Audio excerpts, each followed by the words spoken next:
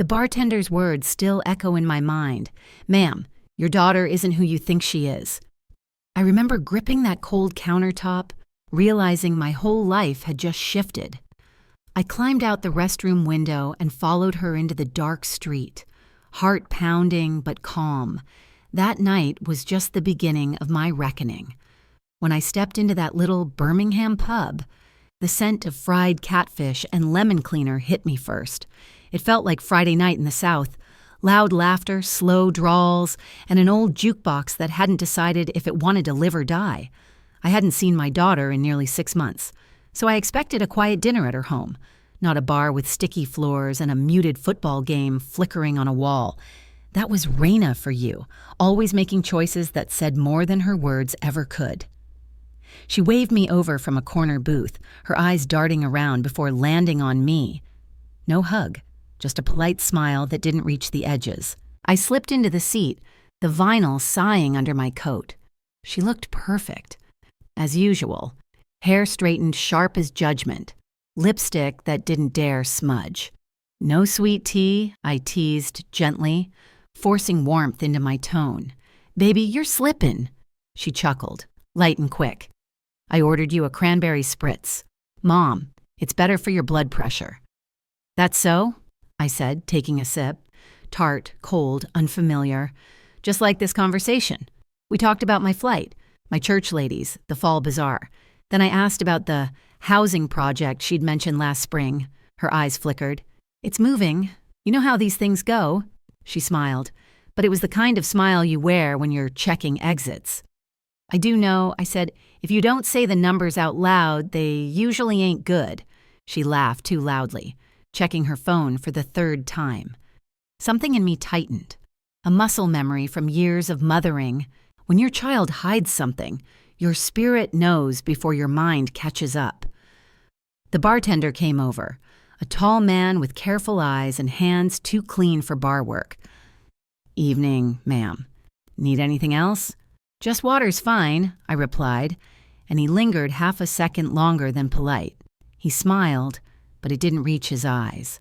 "Fridays are for tying bows or untying knots," he said softly, then turned away. Raina's phone buzzed again, face down. "It's nothing," she said, already standing. "Work call." She squeezed my shoulder. Too light, too fast. She didn't go toward the sidewalk. I saw her shadow slip past the window, turning left toward the side lot. The bartender, Silas, caught my eye.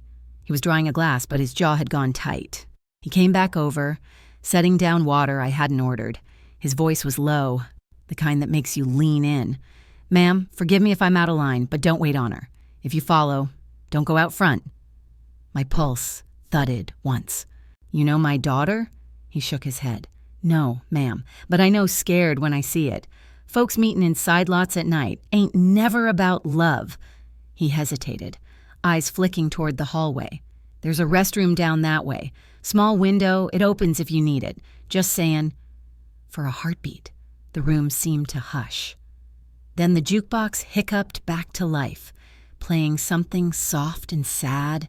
I nodded once, my throat dry. "Thank you," I said quietly. He tipped his chin, like passing me a secret. I set down cash for the drinks. Old habit. Cards leave footprints. My hand trembled only slightly as I reached for my tote.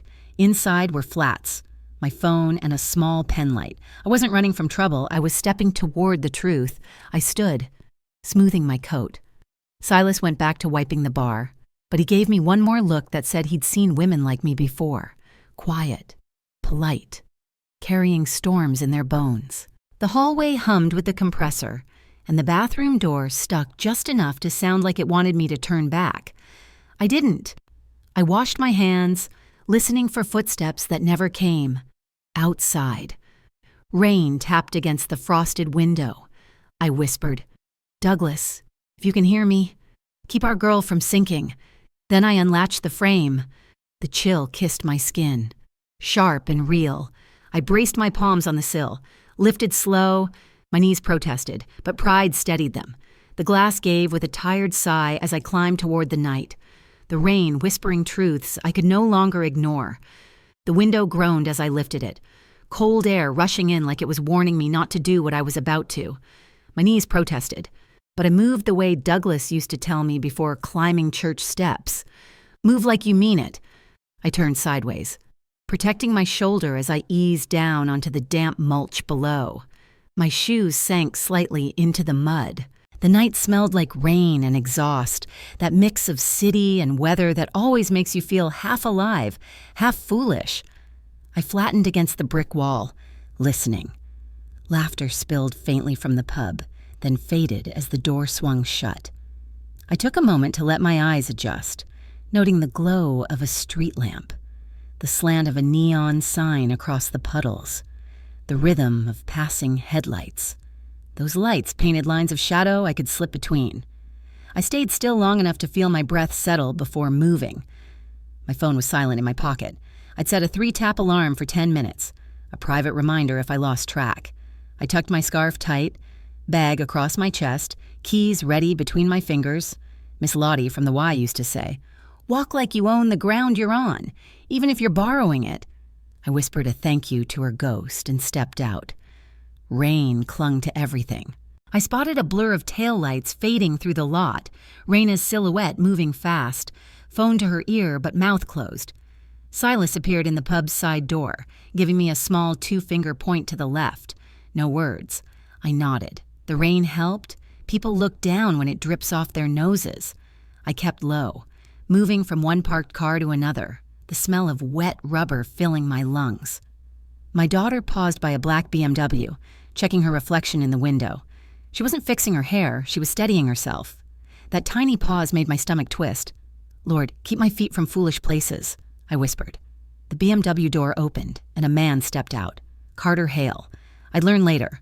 Long coat, shoes that didn't belong on wet asphalt, umbrella he didn't offer her. He let her get rained on, watching how she hurried.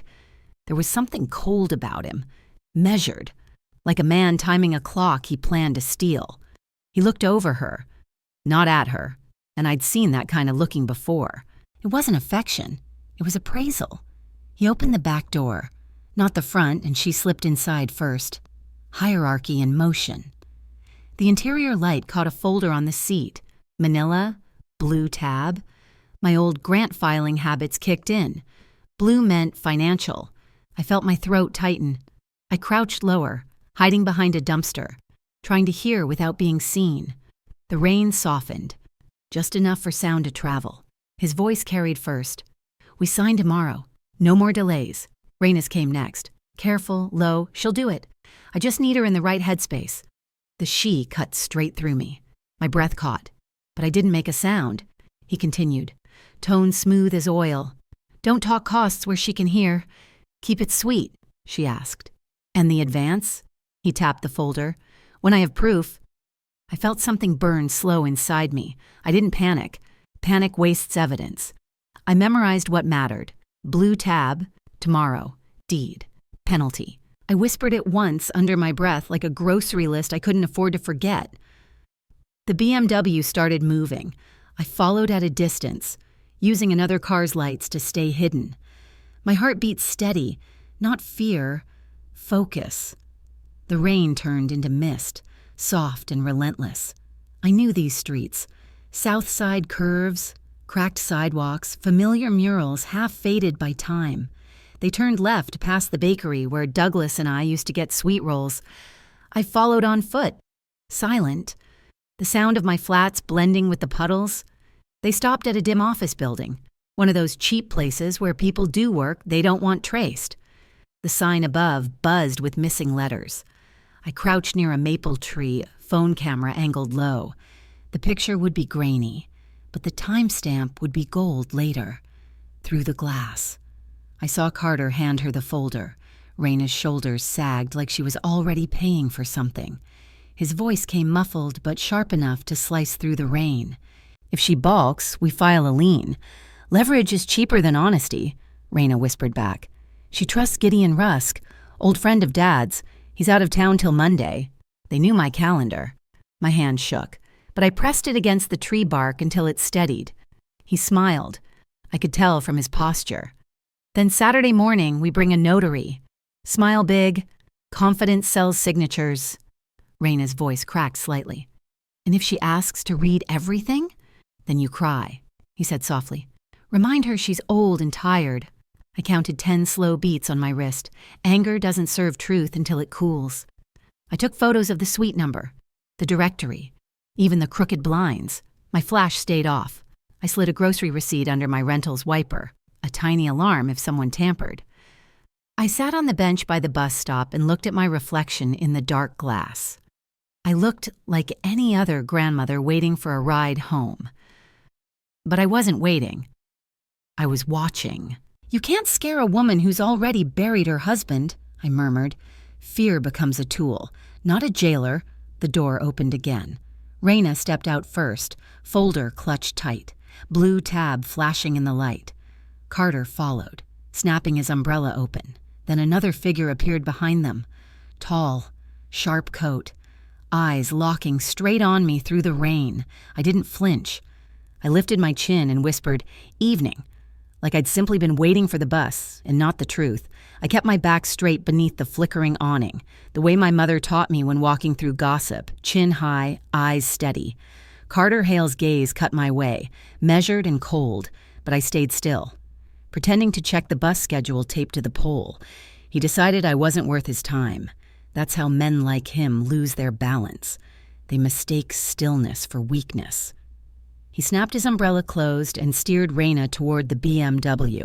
The second figure lingered, a tall woman under the opposite awning. Coat collar turned up, eyes sharp.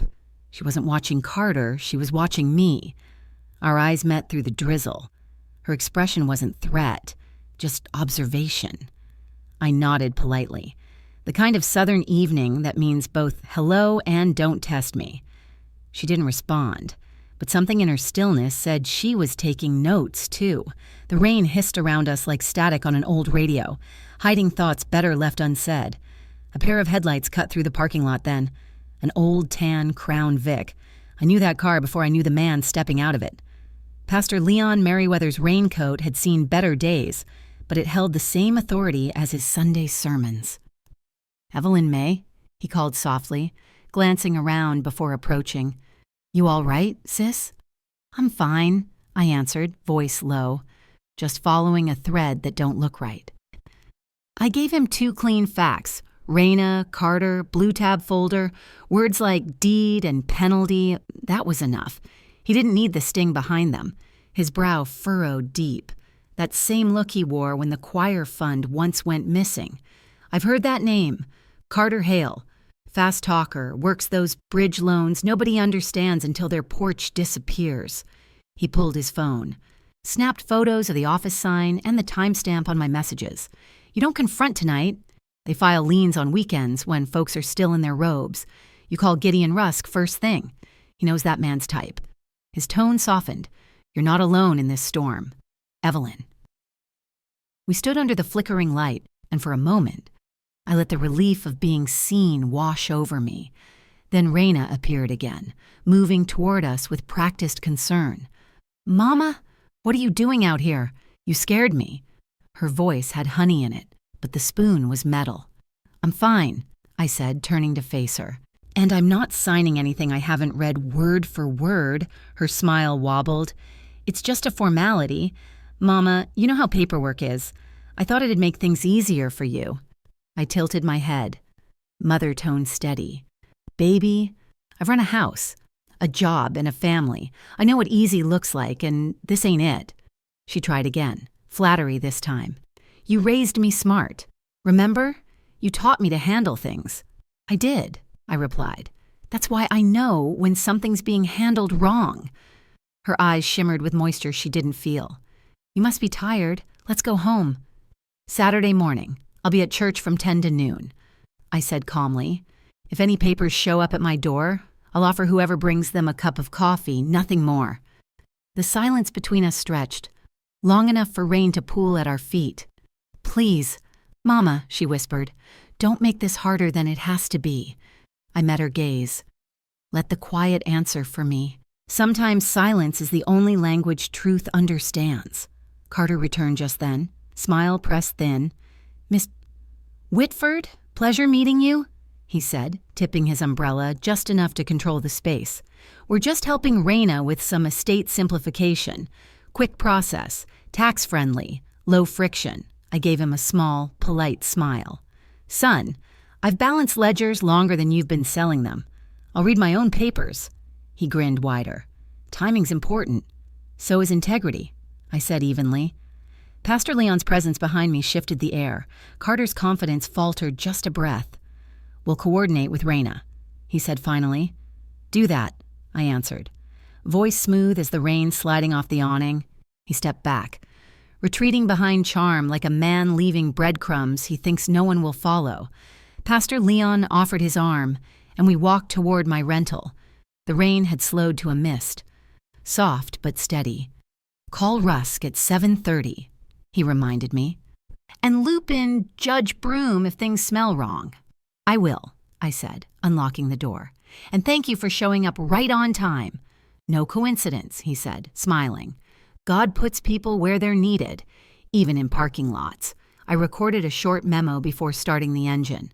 Friday night, Southside offices, blue tab, penalty clause, notary Saturday. Then I texted Silas one word. "Thanks, no more, no less." The rain tapped the windshield in slow rhythm as I sat there. Older women know rituals that keep them steady. Chair against the door, porch light on, phone face down. I whispered to myself, "You can't rush a woman who's already decided where she stands." My phone buzzed before I turned the key. Unknown number. One message, Saturday 9:45. "Be ready to sign." I woke before the sun. The house still holding its hush. The porch light was glowing the way Douglas used to leave it when he worked late.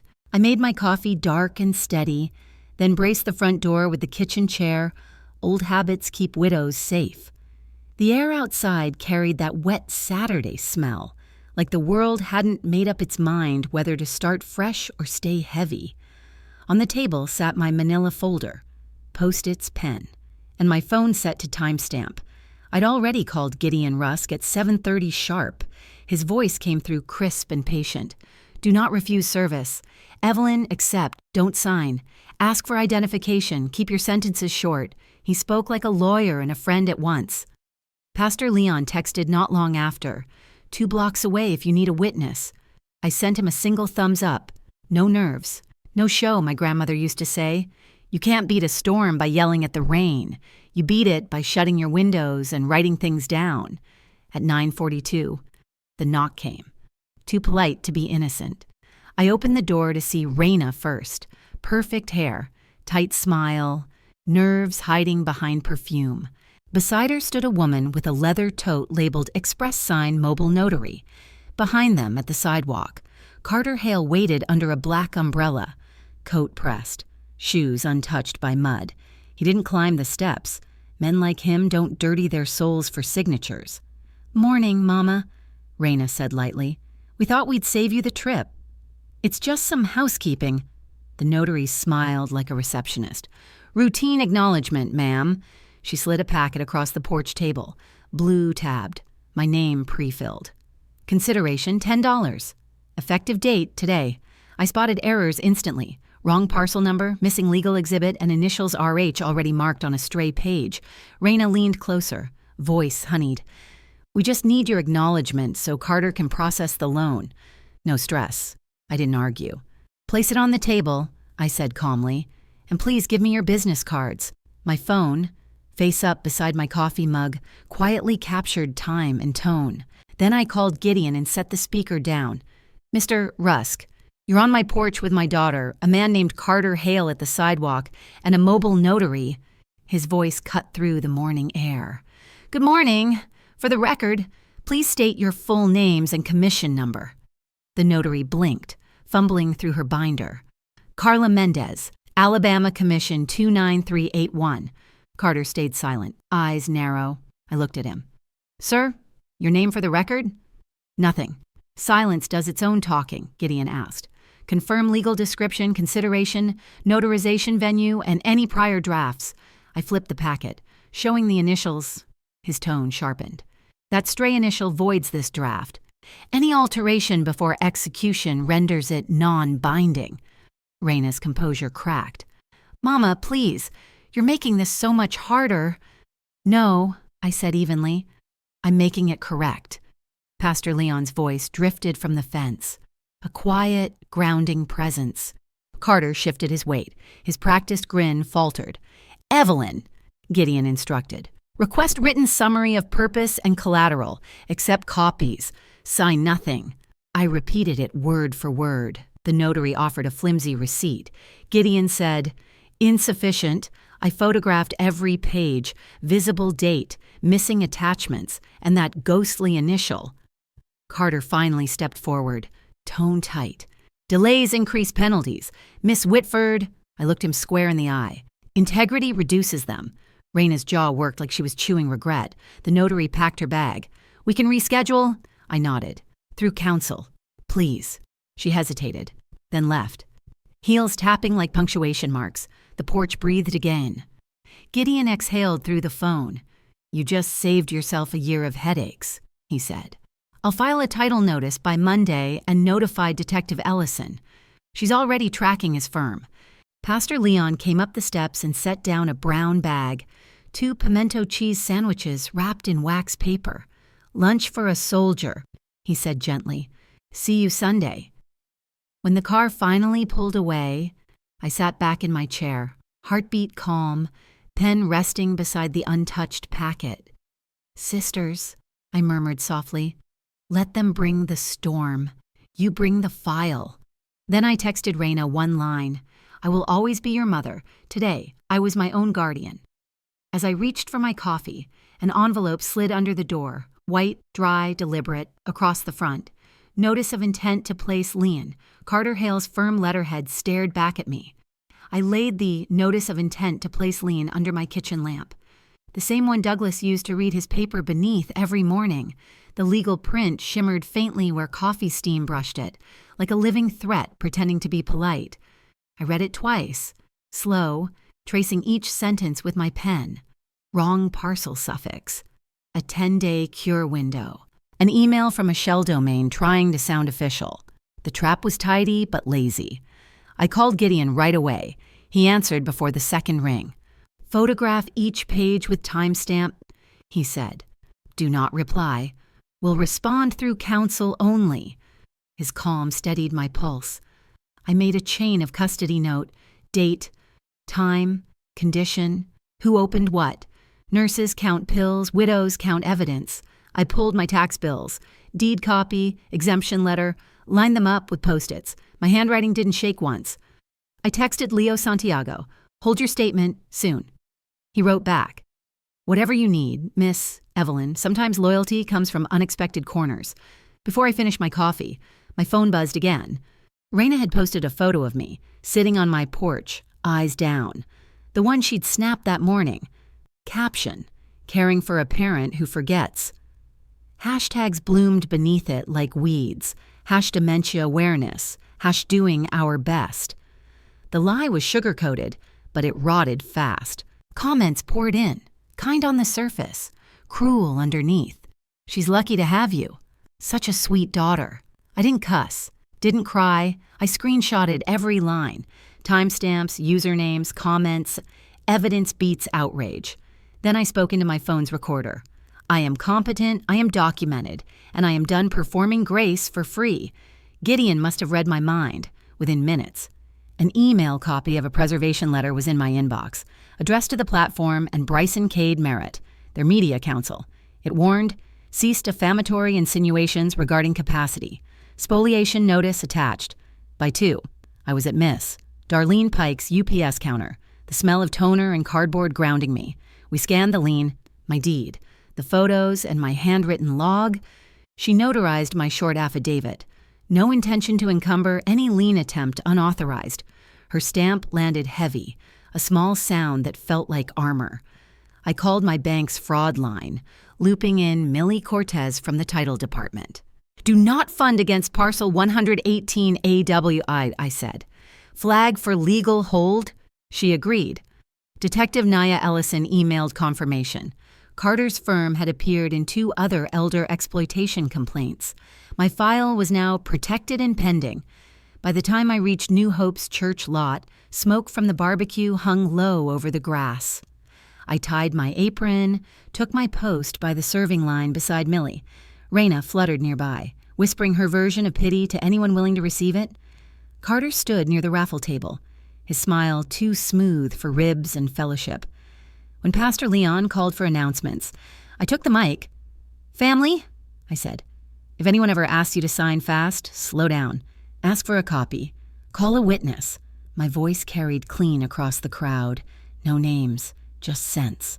Eyes drifted from me to Raina. The air shifted. Even gossip has ears for truth when spoken plain. Carter tried smoothing things. "We only want what's best for Miss Whitford," he said, loud enough for half the lot. I smiled politely. "Best always comes with paper." Laughter rippled soft but sure.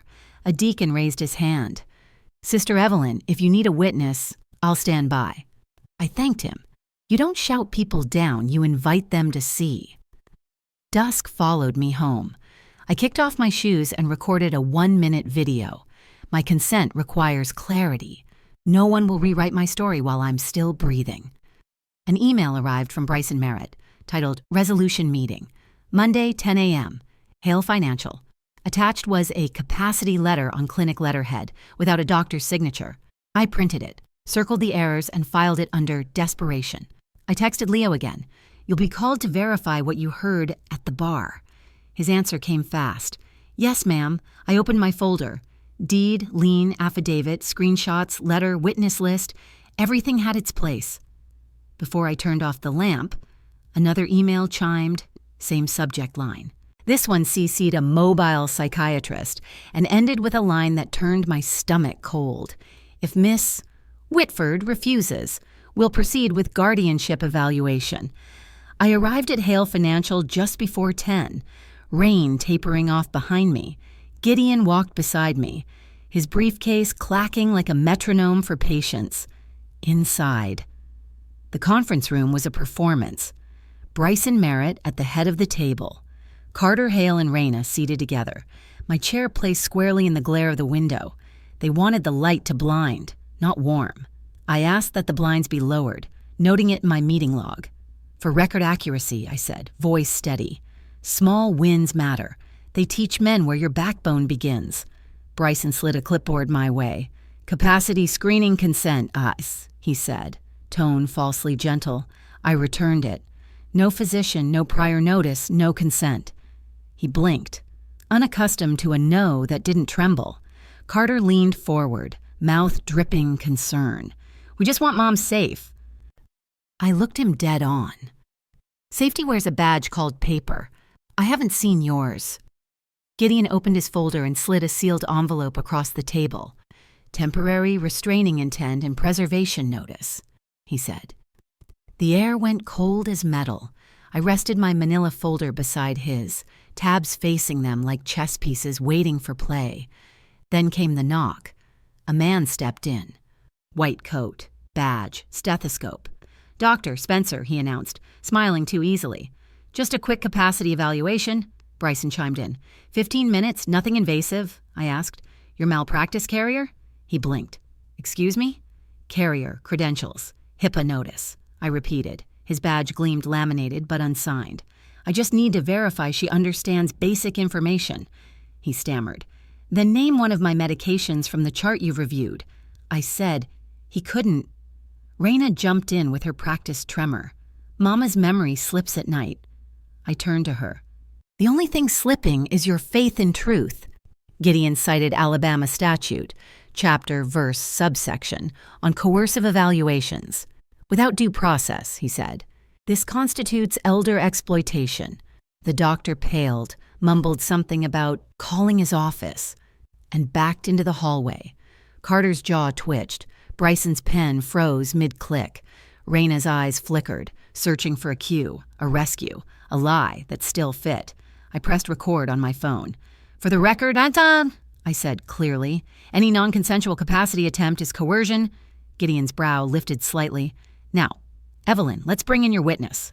I tapped the speakerphone. "Mr. Santiago, you're on." Leo's voice came crisp through the line. This is Leo Santiago, Renard's Pub. I'm testifying per MS. Whitford's request. He told the story straight. Carter's voice over whiskey and pride will push guardianship, then the house frees up. She won't fight. Silence filled the room thicker than humidity. Gideon confirmed the sworn affidavit had just hit his inbox. Bryson shifted in his chair, checking his watch like time could save him. I played Leo's short clip aloud, Carter's voice. Clear and smug. She's too old to keep up. We'll handle it. The same words he'd just denied ever saying. He sputtered. Context. I leaned in. Context is what cowards hide behind when the truth's wearing work boots. I placed the phone in the center of the table. Truth. When heard twice, doesn't change its shoes. Gideon moved next. Voice smooth as closing arguments. You will cease and desist all capacity insinuations, all defamatory statements. Written retraction within 24 hours or injunctive relief follows. Miss Whitford's deed remains clear. Title confirmed. Affidavit on record. Bryson swallowed hard. Perhaps a family care plan? I smiled faintly. Plans start where respect starts, on paper and in daylight. I laid my notarized affidavit between us. If any of you claim best interest, sign one of your own under penalty of perjury. No one moved. Raina whispered, Mama, please. Her voice cracked, but her eyes slid toward Carter. Not me. That, more than anything, sealed the record. Gideon gathered the papers with surgical calm. 24 hours, he said. Then we file in the hallway. Carter's voice followed us, bitter and low. You'll regret this. I didn't turn. Regret is for people without receipts. Gideon chuckled softly as we reached the elevator. You've handled yourself better than half my clients under oath. I smiled. I've been keeping notes my whole life. I just never thought I'd need them for my own child. Outside, I called Pastor Leon to thank him for Sunday's microphone. Community inoculates rumor, he said. He was right. I texted Detective Ellison. Affidavit and audio summary sent. Her reply came seconds later. Received. Opening a formal case. The afternoon light hit my face as we stepped outside. Clean, sharp, unflinching. Birmingham smelled of wet asphalt and printer ink. The scent of both fight and closure. I tucked my manila folder beneath my arm and exhaled slow. Some women carry purses. I carry proof. The alert hit my phone before we even cleared the crosswalk. Attempted lien filing detected at 11:42 a.m. I showed Gideon the screen. He read it once, jaw tightening. Recorder's office. Now, he said, already summoning a rideshare. We didn't speak again on the drive, just the quiet rhythm of tires against wet pavement. I kept one hand on my manila folder, checking the tabs, deed, lien, affidavit, audio summary, everything breathing and ready. I texted Detective Ellison. Attempted lien in flight, headed to recorder, she answered instantly. En route. Keep both lanes open, civil and criminal. I folded that message like armor inside me. Anger could wait, paperwork couldn't. The Jefferson County Recorder's office smelled like old ink and cooled air. Gideon led the way to the counter. We're here to challenge a pending lien, he said. The clerk typed, glanced at her screen and nodded. Submission at 11:42 a.m. by a Hale financial associate. Pending verification. Gideon's tone sharpened. Initiate emergency hold under fraud suspicion. I added. Please attach my affidavit asserting sole ownership. She scanned the document, time-stamped each page, and returned copies. That sound of stamping was better than applause. The door behind us opened. Carter Hale strutted in, one hand on his phone, the other gesturing like he owned the oxygen. A young man followed, briefcase wobbling. Routine encumbrance filing, Carter announced, loud enough for the clerk's mic to catch every word. I didn't turn. I just shifted slightly so his voice carried clean into the recorder. The clerk, professional but unimpressed, said, Both parties are present. Now, remain civil, please. Gideon raised a brow. We'd like the record to reflect adverse claimant present with counsel. She nodded. Carter smirked, but the clerk's keystrokes wrote his arrogance into history. I texted Leo, stand by for notarized follow-up. His reply came seconds later. Affidavit queued, Then came the flash of a badge. Detective Naya Ellison stepped through the doorway, rain still beating on her jacket. "Detective Ellison, Birmingham PD," she said, voice calm but final. "Mr. Hale, step aside, please." She motioned him to a side alcove. Gideon and I stayed put. I handed her the audio log, Leo's affidavit, and my notes from the so-called capacity evaluation. She photographed everything, case number headers at the top of each shot. "Mr. Hale?" she asked. "How do you define free up the house? As quoted from your conversation at Renard's pub?" Carter's smile twitched. "That was financial planning, for her safety." "Name the psychiatrist you used Friday," she said. Dr. Allen," he muttered. "No last name," she pressed. His silence was confession enough. Ellison turned to me. "You are now a documented victim under Alabama's elder exploitation statute. We're coordinating with DA intake." Her tone softened. "We'll move parallel, civil for protection, criminal for deterrence." Gideon tapped his pen once on the counter. "Our silent code for stay factual.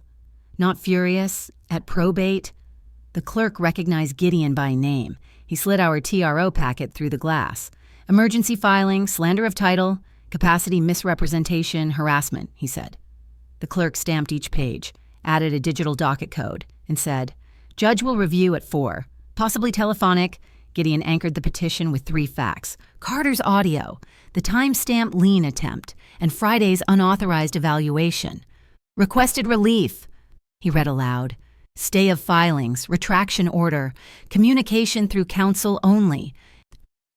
When the clerk said, "You came prepared," I answered softly, "Preparation is mercy for your future self." By mid-afternoon, Detective Ellison escorted us to DA intake. The room buzzed with printers and urgency. The intake attorney, sharp-eyed and methodical, listened as we laid out the chain of evidence. Potential charges: attempted theft by deception, document fraud, exploitation of an elderly person. She wanted witness statements from Leo and the county clerk by evening. Ellison scheduled both. "Risk of retaliation?" the attorney asked. "High," Gideon said. Ellison handed me a card. "Direct line. Patrol will log drive-bys near your address until hearing." My phone buzzed again. Raina's name. "Mama, this is getting out of hand. Please call me." The message came too polished, too prompt after Ellison's badge went live. I typed back, "Communicate through counsel only." It felt like carving my own heart, but boundaries are sometimes bandages. 10 minutes later, Gideon showed me Bryson's email. "Proposal, family care plan with oversight committee." "That's code for control," I said. Gideon's reply was immediate. "Submit written retraction first. Sunset clause on involvement or no meeting." He sent it before I could add punctuation. At 4 o'clock sharp, the judge's assistant patched us into chambers by phone. The judge's voice was low but deliberate. "Mr. Hale, Miss Whitford, I've reviewed the exhibits. I see no medical authority validating any capacity concern. Do you contest?" The line went quiet enough to hear paper shift. "Then the order stands," the judge said. "Temporary restraining order granted. No filings, no public commentary, no contact outside counsel. Violation is contempt." The clerk emailed copies before we hung up. Gideon looked over and whispered, "Paper wins." I exhaled slow. Paper always does. Evening came dressed in gold light when I reached New Hope's Fellowship Hall. Pastor Leon waited by the coffee urn, arms folded, the look of someone who'd already heard the storm's edges. The women of the senior ministry sat close, their nods quiet but fierce. "Tell it plain," one said. "So I did. Facts, not venom. We'll turn this lesson into something useful," Pastor Leon said. "A notarization drive, education before emergency. A deacon offered to escort me to appointments. Another promised to teach his mother how to file her own affidavit. Justice can be contagious if you hand it out right." My phone rang again. "Leo. Miss Evelyn, affidavits notarized and delivered to Ellison." He hesitated. "I'm sorry for ever letting that man talk like that in my bar." "You fixed it," I told him. "That's what counts." Pastor Leon rested a hand on my shoulder. "You don't need revenge," he said quietly. You need accountability. I nodded. Accountability's how love stops enabling later. I sat alone, folding the day into order. TRO copy, new witness list, Ellison's card. My folder rested beside my Bible on the table. Both were books of record now, just as I rose to help stack chairs. My phone buzzed again. Ellison's name lit the screen. We pulled the recorder's lobby footage. You need to see who handed Carter the lean template. I froze with a chair in my hands. Text me a still, detective, I said slowly. If it's who I think it is, we finish this tomorrow. The still frame arrived before sunrise. Ellison airdropped it as I poured my coffee. Raina, in oversized sunglasses, leaned into Carter at the recorder's counter, sliding him a manila envelope. My fingers didn't shake. I studied the frame the way a nurse studies vitals. What's missing matters as much as what's there. Send the full clip, I texted. Timestamps, angles, clerk's position. Gideon stood at my kitchen table, already jotting notes. That's collusion and intent, he said. We'll file an addendum. I didn't call my daughter. That door stayed closed until counsel opened it. Ellison said a morning interview with the clerk who'd seen the handoff. I texted Leo. Your bar's a witness site now, not a battleground, he answered. Already notarized and ready. Miss Evelyn, by 10. I was in a glass conference room at the bank, sunlight slanting through vertical blinds. The fraud officer spread my file across the table. We're adding deed alerts, voice passwords, and dual verification for every transfer, she said. I nodded. Trusted contact? Gideon Rusk, I replied. The officer smiled. Wise choice. I signed standing instructions. Any family care plan must route through counsel. No cashier's checks without my voice and presence. She flagged an email from Bryson's firm proposing oversight for elder finances. That's the fox designing the hen house, I said dryly. She laughed, flagged the sender, and printed a red laminated card. Do not transact under pressure. I slipped it in my wallet behind my license. Protection doesn't erase trust. It defines it. Gideon forwarded the confirmations to Ellison and probate. Every layer of paper became another lock. At the DA annex, the air carried that electric quiet of decisions forming. Ellison met us in a small screening room. Watch this, she said. The footage rolled. Raina's voice. Low, but clear. This is the template Carter told us to use. Just file it. No edits, no ambiguity. The intake attorney paused, rewound, played it again. Counts include attempted theft by deception, elder exploitation, conspiracy to commit document fraud. She said, I gave a concise statement. No tears, no dramatics. It's not about money, I said. It's about being treated like an asset that depreciates. She nodded, eyes steady. We'll recommend voluntary surrender. If not, warrants. Gideon filed a TRO addendum naming Raina as a party. Let's keep this about proof, I reminded him, not punishment. But my voice cracked on the word daughter. By late afternoon, the church hall buzzed with folding chairs and the smell of cornbread. Pastor Leon hosted a seniors forum on fraud awareness. Ellison stood by a projector, showing blurred versions of the footage, faces protected, lessons intact. Paper trails save lives, she said. When she handed me the mic, I breathed once and spoke slow. Love and accountability aren't enemies. My home isn't a prize, and I'm not a project. Murmurs rippled, a mix of shock, respect, and recognition. One woman whispered, Amen. We walked through practical phrases, how to say no at banks, hospitals, or when someone brings a mobile psych into your kitchen. Ellison announced the DA's intention to charge. The crowd didn't cheer. They exhaled. Empowerment sounds quieter than outrage. Leo volunteered his bar for monthly witness nights. The pastor called it divine recycling, turning sin into service. Evening brought the call. Bryson and Carter in custody. Raina notified to surrender within 48 hours. TRO extended. I didn't celebrate. I signed a civil suit for slander of title and emotional distress. Proceeds to fund the church's elder safety program. Revenge isn't the point, I told Gideon. It's restitution. He drafted a reconciliation pathway. Restitution. Written apology, therapy, or permanent distance. I left my spare key with Pastor Leon. Not family. Some boundaries deserve locks, not lectures. At home. Dusk wrapped the windows in amber. I placed my folder beside my Bible and deed, both books of record. I called my own voicemail and left a message for the woman I'd be tomorrow. You are not invisible in your own life. Then I sat on the porch as the motion light flicked on by itself. A car idled at the curb. A soft knock followed. Through the glass, Raina's silhouette wavered. Small, uncertain. I stayed seated, calm. If you came to talk, I said through the door, you can start by telling me the truth. On paper. Raina's shadow lingered behind the glass, her hand trembling before she finally spoke. Mama, you don't know everything. The porch light flickered once, twice, then went dark. From the driveway came a second voice I hadn't heard in years. I rose slowly, heart steady. Who's there? Silence answered first.